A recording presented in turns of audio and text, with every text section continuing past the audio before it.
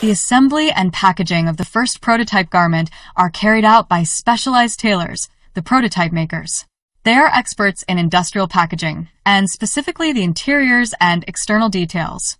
They know everything about lining, padding, buttons, zippers, and stuff like that. The prototype then undergoes fitting, a careful examination to eliminate all possible defects. Every detail is verified through wearing tests and the simulation of the production cycle, including machinery and times. The prototype maker notes the defects and problems detected, shares them with the pattern maker and fashion designer, and proceeds to apply the corrective interventions suitable for creating a perfect finished product ready for industrial reproduction. When the prototype is ready, we proceed to calculate the raw materials to be used: fabrics, buttons, linings, trimmings, sewing threads, etc.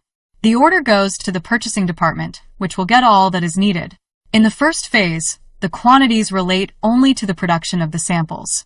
The next order, which concerns the actual production, is carried out only after the calculation of the sales forecast, once the buyers have been presented the samples and have placed their orders. Fashion companies cannot produce all the garments they offer in all possible sizes. They must define the size plan by selecting a limited number of sizes to be sent to production. These sizes must correspond to the anatomical measurements most suitable for potential customers. Once the size plan has been defined, we proceed by indicating its development, that is, upscaling and downscaling the prototype garment. In this process, we need to pay attention to deformation, especially for the larger sizes. Once production has started, we enter the cutting room, where the various parts that will make up the finished garment are cut. The department manager receives the order and organizes the work based on the quantities required. Before the actual cutting, it is necessary to carry out some important preliminary operations, such as the spreading and placing of fabric. The cutting operations, especially for large quantities of product, are increasingly carried out by subcontractors with headquarters and plants outside Italy. Spreading is a procedure by which many layers of fabric are overlapped, one on top of the other, to form the so-called industrial mattress. This operation requires a lot of attention because non-aligned individual layers would result in irregular pieces. Placing, on the other hand, is the actual precise positioning of the sewing patterns on the fabric mattresses.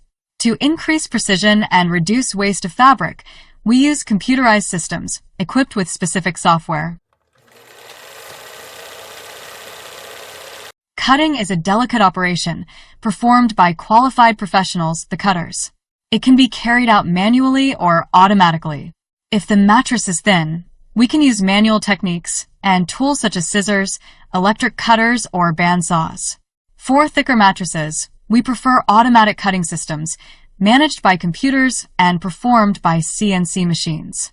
Automatic cutting is increasingly popular because it guarantees higher processing speeds and volumes, but it requires qualified personnel and expensive and complex equipment.